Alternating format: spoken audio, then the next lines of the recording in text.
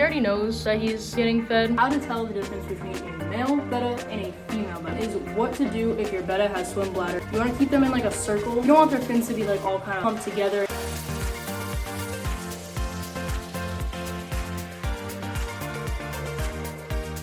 Hello and welcome back to the channel, everyone. Today I'm going to be going ahead and answering all of your betta questions. But before that, I want to go ahead and feed Morton real quick. Also, I saw a lot of your comments on the last video where I set up Morton's pond, talking about like the gravel and stuff like that. This mini pond, as I mentioned several times in the video, is not a permanent tank. It is just something for the time in between being in one of these, which is only a gallon, and me getting him a 5-gallon tank, because as you can see, I don't have any stands in here right now.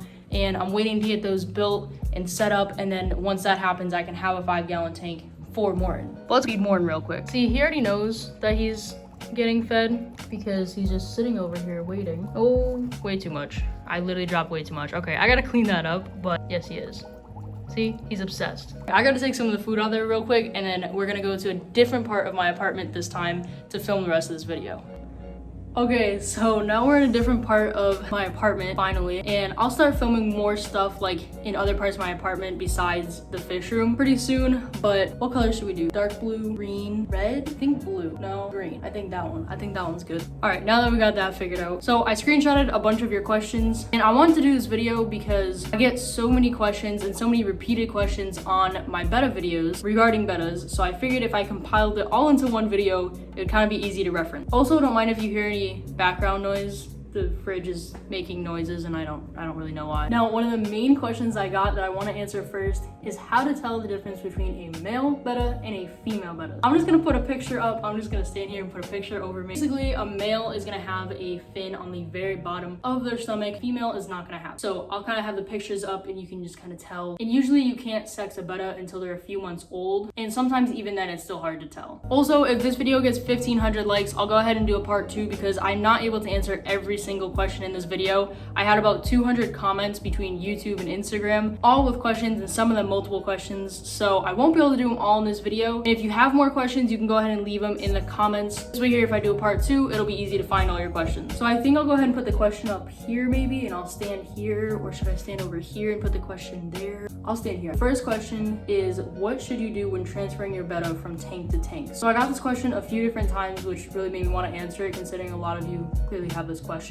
I got something to show you. So what I would say to do is when you have your initial tank, you have something empty that's like a half gallon, a gallon, and what you do is you fill your container up halfway with water from your old tank and your fish. So this would be half full with your fish and water from that tank. And then you have your new cycled tank, and you will slowly drip acclimate this water from the new tank into this container that has halfway full with your fish. And you're gonna continue to drip acclimate it or pour in some water slowly until it is completely full. And basically that's just the acclimation process, and then you can take your fish, preferably with your hand, and put it into its new tank. Something I also like to do is that container that I'm using to acclimate the fish in, I like to have a plant or a decoration from their old tank in there so that the environment isn't too different. Next question is what to do if your betta has swim bladder. Mine did, but they sadly died. Sorry for your fish loss, but swim bladder is a little bit tricky. It's probably one of the harder things to cure because it's not like a wound on the outside that you can necessarily see increasing in size. There are a few different methods to do this, and I'm just gonna kind of give my input on what to do. The most common way that bettas get swim bladder is from overfeeding. The first thing is probably gonna be that you want a quarantine tank, and in that tank you're gonna want to not feed your betta for 3 days, and make sure the temperature in that quarantine tank is 80 degrees. After the 3 days, check to see if your betta is improving. And something that you can do, which some people disagree with, is you're gonna wanna cook a pea. You're gonna wanna blanch the pea. You don't give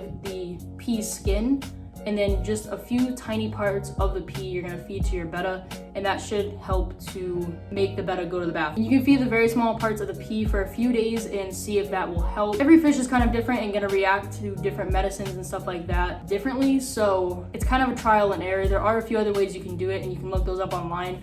make sure to research your medicines before you use them, because a lot of things can be cured with aquarium salt or Epsom salt, and medicines like BETTA FISH are not good for your betta. The next question is, what are the best live plants for a betta? My experience, bettas really like Java moss, and it grows on its own. It's pretty inexpensive as well. You can get a pretty good sized piece of it for like $4, $5, $6. And if you have shrimp in the tank as well, they'll clean it up and it's gonna grow like really fast. Anubias plants like don't really die, which also makes them great. Like Java moss, I haven't had the best luck with it. I feel like it's kind of, some people have luck with it, some people don't.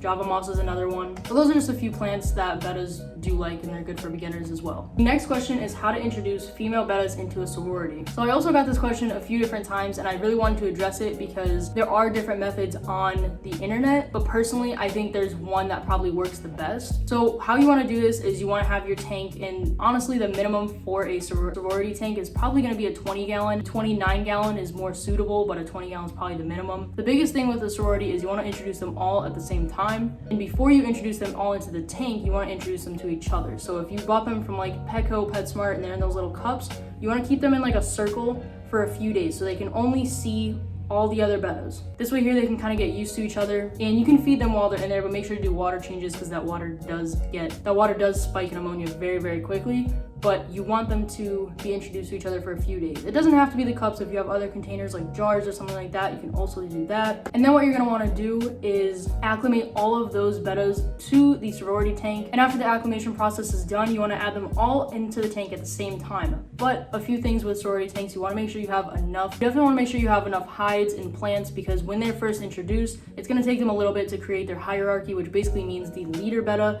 and then all the bettas underneath. And they are gonna nip at each other, they're gonna chase each other around a little bit, and they need to be able to feel safe and not stressed out. So in order to do that, you need to have a lot of hides in the tank. But that's pretty much how you introduce them, and obviously there is gonna be some like fighting here and there to establish that hierarchy, but after that's established, there shouldn't really be too much. There are some really good videos on YouTube about betta sororities as well. The next question is, how do you know if you're feeding your betta too much? And also I'd like to say I'm a big fan of yours, and your videos make me happy when I've had a bad day. So thank you very much, that's awesome. Basically, how to know if you fed your betta too much is if their stomach is bloated. If their stomach is like really like puffed out, that means that you're feeding them too much. Betta stomachs are only the size of their eyeball, and I know that's kind of hard to like grasp because it's just like, that's so tiny, but it is that small. So you want to make sure you're only giving them, if they're feeding them pellets, you want to give them like 2 to 5 pellets for an adult, and for flakes you only want to give a very tiny amount. If you are underfeeding the betta would kind of become really lethargic, and the colors would kind of fade and stuff like that. So you would know that you need to increase it just a little bit. So in terms of feeding, I don't recommend feeding your betta every single day because they are very prone to being constipated. So I would suggest feeding them for 3 days, skip a day, 3 days, skip a day, or even like 4 and skip a day, but basically just not every single day, because that will definitely cause constipation. Next question is, how do I know if my betta fish is happy in her environment? Basically, the easiest way to tell if your betta is happy is if they're very colorful, if their fins are out. You don't want their fins to be like all kind of clumped together, spread out, so kind of like a fan. And if they're swimming around and not just laying on the bottom of the tank. Also, if they're eating, that's probably a good sign as well. The next question is, what gravel would be best for them? How many other fish would you put with a female in a 10 gallon? Where is the best place to get a betta? 3 questions in this one, but the first one is about substrate. So everyone kind of has a preference, but the one thing that is like pretty much the worst for your betta is going to be marble. A lot of people like to have marbles and stuff, but it actually holds a lot of fish waste in them, and they're very hard to clean, and the only way to properly clean them is to take all of the marbles out and clean them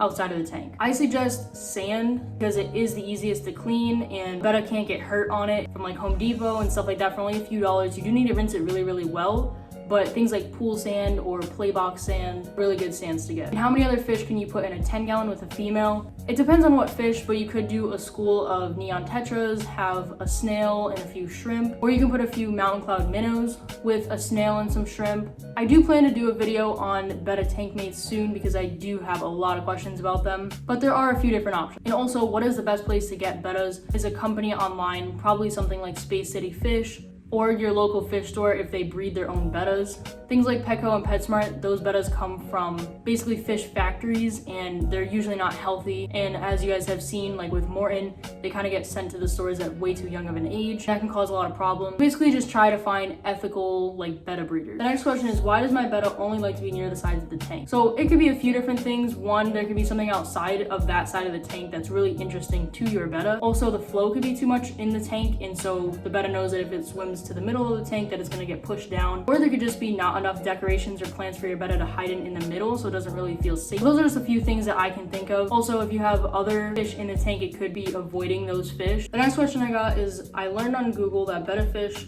jump. Is it true? Because I'm so stressed about my tank who doesn't have anything to cover. Simple answer to that is yes. Bettas can jump. Bettas do jump. I have not had a betta jump out of a tank, and usually the reason for jumping out is that the water conditions aren't that great or the tank isn't big enough. But to be safe, you should always have a cover on it, just like I have a cover on the pond. If you're looking for like a cheap option for a lid, Walmart does sell one for like a 10-gallon, or you can also go to something like Home Depot and get a sheet of acrylic or plexiglass and use a box cutter to cut out a piece. It's slightly inexpensive. Or even go to the dollar store and use picture frame glass, and you can attach like a command strip to it as a way to pull up the glass. What is the minimum required amount of water you believe?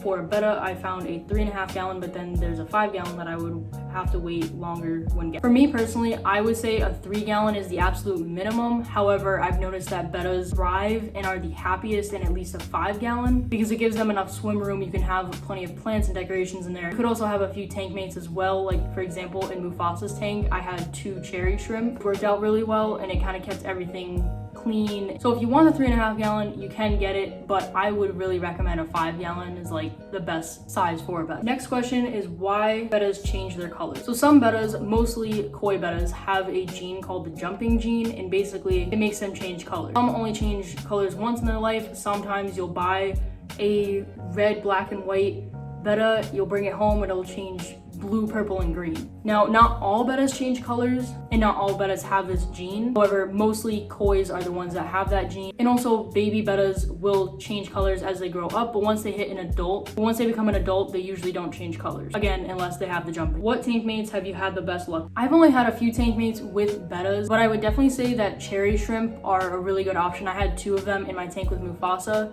which is a male betta, and he was really chill with them. He never bothered them. However, I did have cory cats, and that didn't really end too well. It actually ended up killing my betta because cory cats have these little tiny spikes with a little bit of poison in them as their protection, and they're not really dangerous to humans, but if a betta was to eat them or attack them and they got stabbed, it probably would poison them. So I would say stay away from cory cats, but a schooling fish like minnows, like mountain minnows or neon tetras, something with short fins and in a school is usually a good option. Next question, which I found pretty interesting and something that I definitely want to talk about, is why do people not take care of them? I mean, like they're one of the most simple fish to keep. So yes, they are one of the easier fish to take care of. However, the reason that a lot of people don't take care of them is because they don't have the knowledge. And that's mostly because of big companies like Petco and PetSmart and the brand Marina. They make a lot of different betta products, and all of these companies advertise bettas to be in small containers, and other companies like food companies make really cheap food, but it's really bad for your betta, and decorations that aren't safe for your betta. And if you haven't watched my videos of items to buy and not to buy for bettas, I'll go ahead and put it up. I think it goes up there or up here, one of them. But I went through different stores and actually showed you guys what items are safe and not safe to buy for bettas. And that's really the main reason, is just because of big companies. And you would think that if you're going to a pet store and you're buying a pet and pet supplies, that it would be safe for your pet. However, a lot of stuff just isn't because of these companies. So it's not really the people's fault, it's more the company. This question I thought was pretty interesting. If 2 males hatch together and live together for their entire lives, will they fight? So there's a 99% chance that they will fight because they're just bettas. And